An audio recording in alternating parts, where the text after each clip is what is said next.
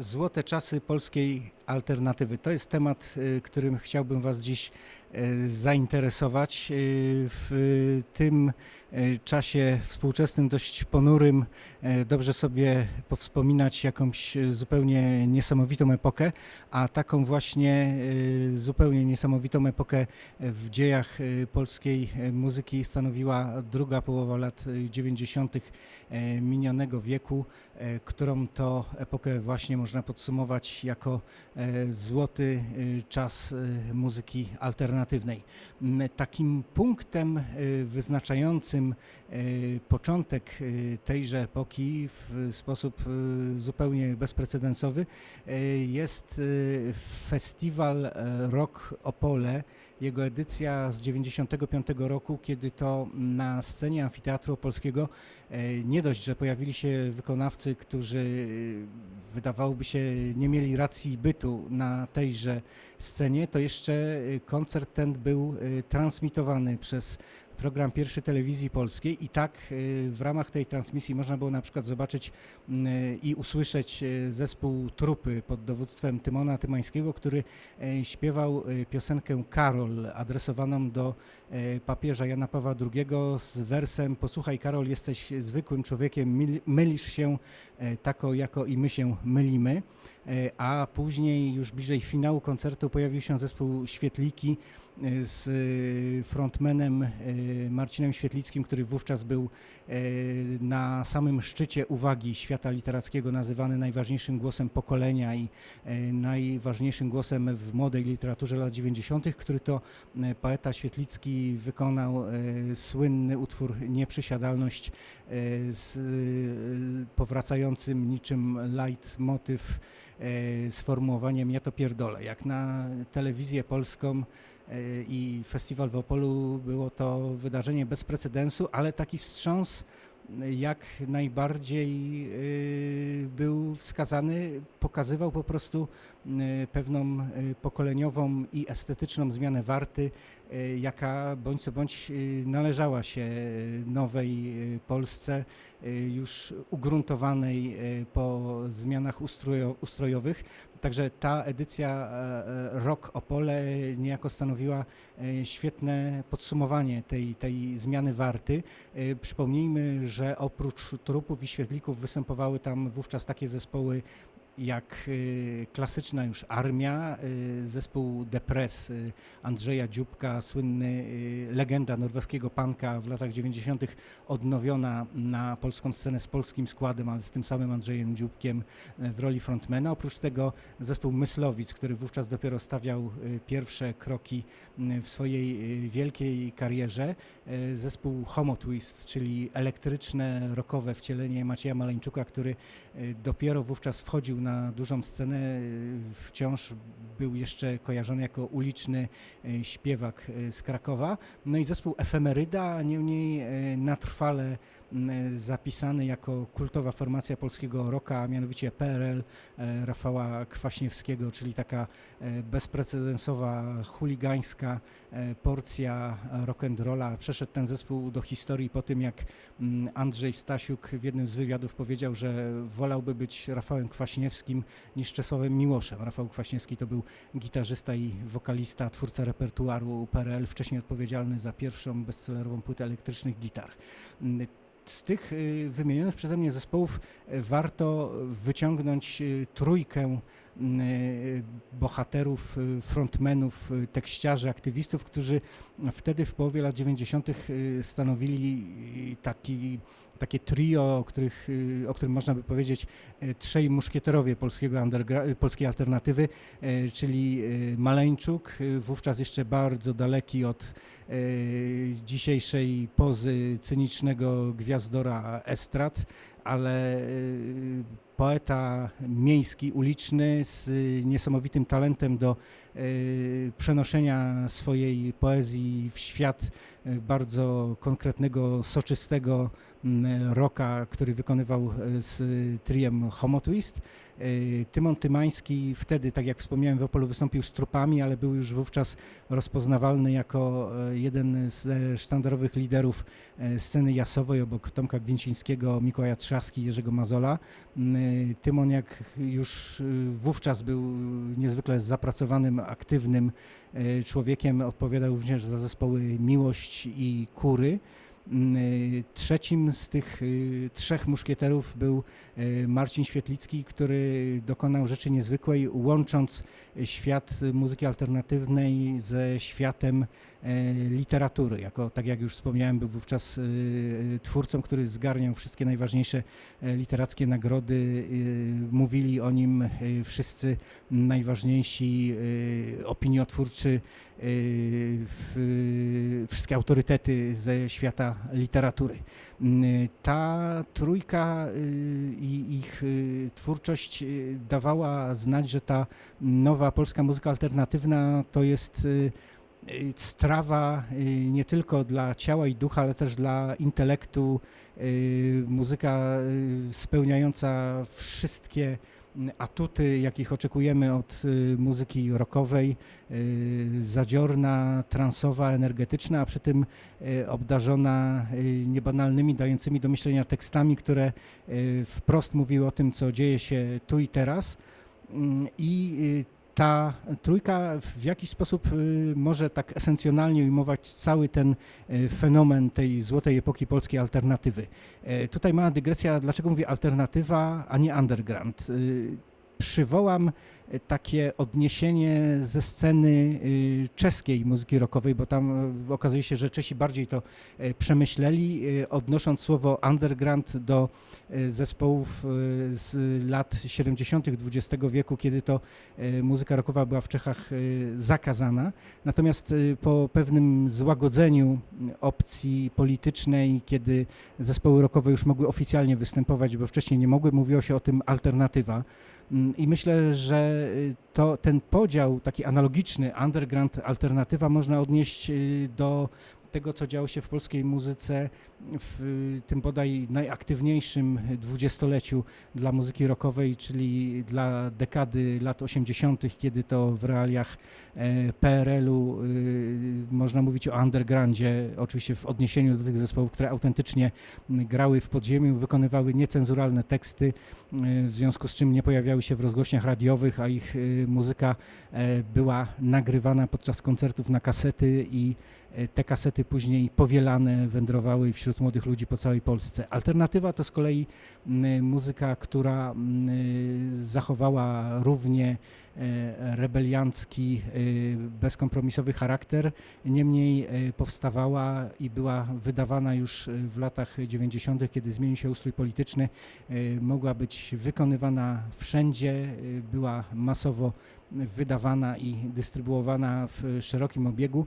To, czy pojawiała się w mediach, to już było kwestią wyboru gospodarzy, producentów odpowiedzialnych za poszczególne programy i trzeba powiedzieć, że ta druga połowa lat 90. to wciąż był taki okres w mediach, tak biorąc to, ujmując jednym słowem i radio, i telewizję, i prasę, kiedy nie doszło jeszcze do formatowania, które później stało się zmorą ramówek radiowych i telewizyjnych.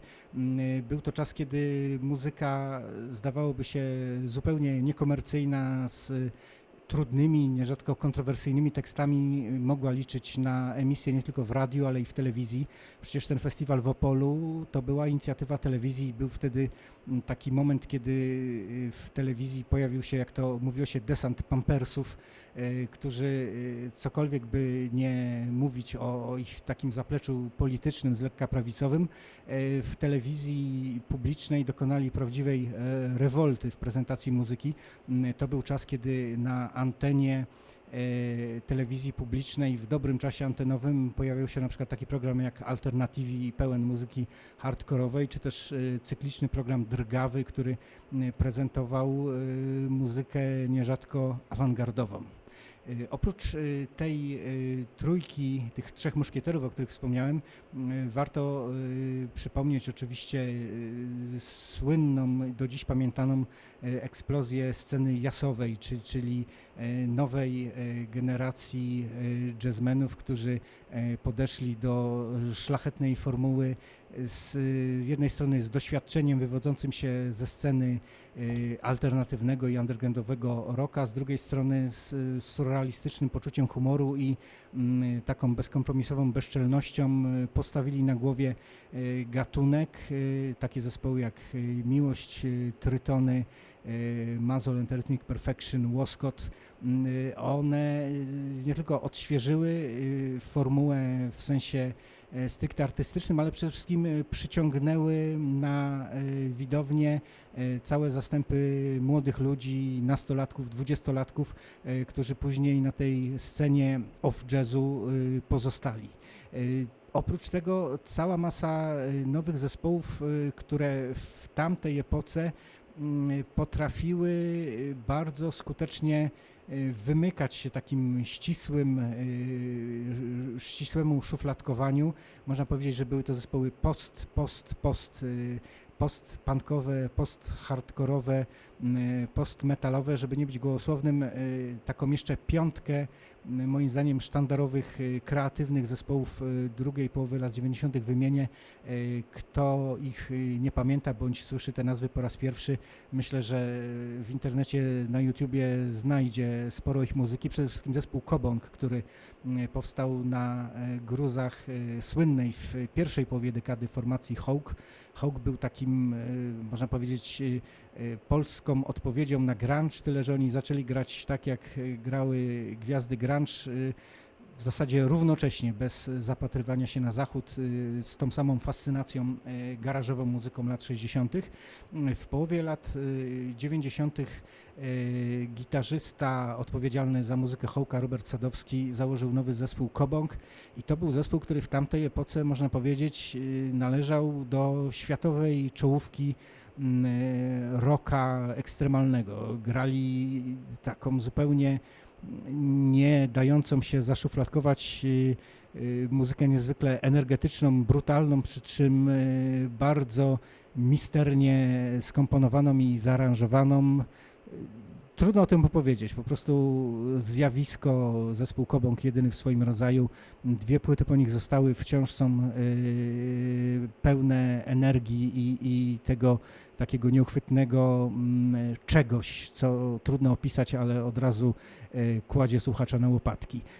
Drugi z takich niesamowitych zespołów tamtej epoki, pochodząca z Trójmiasta Ścianka, która w jakiś sposób nawiązywała do tradycji rocka lat 60., można by tu wskazać Velvet Underground, ale korzystała praktycznie ze wszystkiego, co przez te lata kolejne wydarzyło się w muzyce rockowej i popularnej.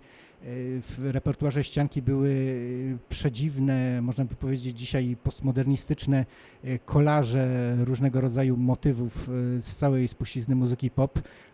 Były dziwaczne słuchowiska takie utrzymane w aurze muzyki ambient, takie parateatralne opowieści. Były też soczyste utwory rockowe i strasznie misterne, delikatne ballady.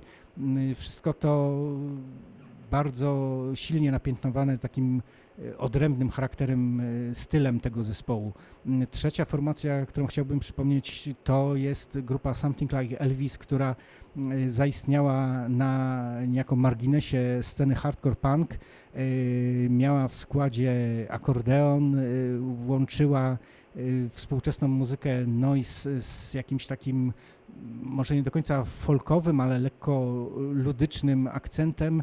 Grała niesamowite, energetyczne koncerty, dzięki którym podbiła całą Europę.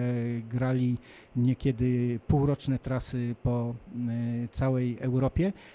Warto o tej grupie pochodzącej z Szubina, spod Bydgoszczy wspomnieć również dlatego, że to były niejako korzenie tego środowiska balansującego pomiędzy rockiem, awangardą, jazzem, które w ostatnich latach święci triumfy pod szyldem Milia Cefal, ten cały krąg zespołów skupionych wokół Kuby Ziołka, projekty, które dziś w ostatnich latach są taką wizytówką polskiej muzyki poszukującej na szerokim świecie, są komentowane w anglosaskich mediach, zazwyczaj hermetycznych, jeśli chodzi o zespoły z Europy Wschodniej. Z tej północy Polski inny fenomen tamtej epoki to zespół Ewa Braun, który też wyszedł ze sceny hardcore punk, ale z czasem skierował się w stronę nowoczesnej muzyki noise, muzyki post-rockowej. Potrafili emanować takimi potężnymi ścianami dźwięku, ale przy tym była to muzyka taka bardzo zniuansowana, jeśli chodzi o luz grania, zabawy, improwizacją. Coś, co wówczas, tak jak mi się wydaje, jak pamiętam z tamtej epoki, uczyniło z zespołu taką ulubioną, kultową grupę młodej polskiej inteligencji.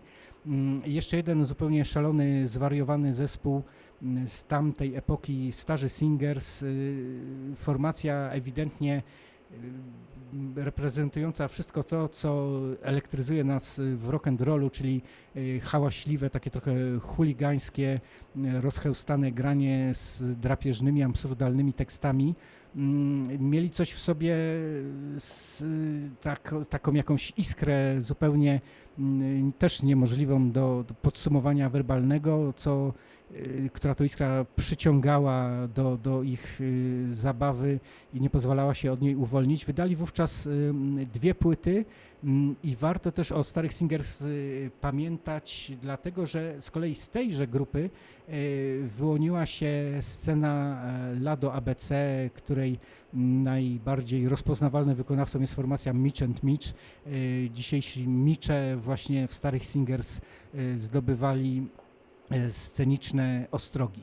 Trzeba by jeszcze było postawić pytanie, jak to się stało, że ta muzyka trudna i praktycznie wymagająca czegoś więcej od słuchacza, bo to nie były proste, melodyjne piosenki, cieszyła się taką estymą, że zespoły te przyciągały masy na koncerty, grały regularne trasy, wydawały regularnie wydawały swoje płyty, które sprzedawały się w całkiem niezłych nakładach. Wiele wytwórni niezależnych wówczas działało, dokumentując działalność tych zespołów. Myślę, że taki głód muzyki, jaki mieliśmy po latach 80., który w Nowej Polsce po roku 89 mógł wreszcie zostać zaspokojony zarówno przez płyty z importu, przez kasety nagrywane w przegrywalniach płyt kompaktowych. To był taki ewenement tych czasów przejściowych, który też dostarczał całej masy muzyki, młodym, żądnym wrażeń ludziom, plus cała masa wytwórni niezależnych, które wówczas miały też swoją złotą epokę. Wszystko to sprawiło, że na początku lat 90. wychowała się w Polsce wychowała się generacja słuchaczy bardzo dobrze wyedukowanych muzycznie, znakomicie osłuchanych, otwartych, zaprawionych w boju z wszelkimi ekstremami muzyki i żądnych nowych wrażeń już tych płynących bezpośrednio od współczesnych im zespołów. Wypadałoby jeszcze zapytać, co po tym wszystkim zostało. Odpowiedź tutaj nasuwa się automatycznie taka, że chociażby został zespół Świetliki, który z tej puli zespołów z Opola 95, o której wspominałem, jako jedyny funkcjonuje niezmiennie do dziś i funkcjonuje z tą samą energią i z tym samym przesłaniem. W czasie, kiedy mieliśmy lockdown, kiedy rozwijała się pandemia, pierwszy zespół polski, który wydał płytę w tym czasie, to były Świetliki, album Wake Me Up Before You Fuck Me. Może tytuł trochę szokować, szczególnie jak na kulturalnych panów w średnim wieku z Krakowa, a jednak skoro użyli dość drastycznego tytułu, to coś w tym jest. Jeśli się zastanowić, to jak najbardziej do naszych emocji z tamtych czasów ów tytuł pasował. Co więcej, płyta nagrana w grudniu 2019 roku, w kwietniu 2020 okazała się prorocza i aktualna. Był tam utwór Nie otwieraj nikomu, była tam wizja końca świata.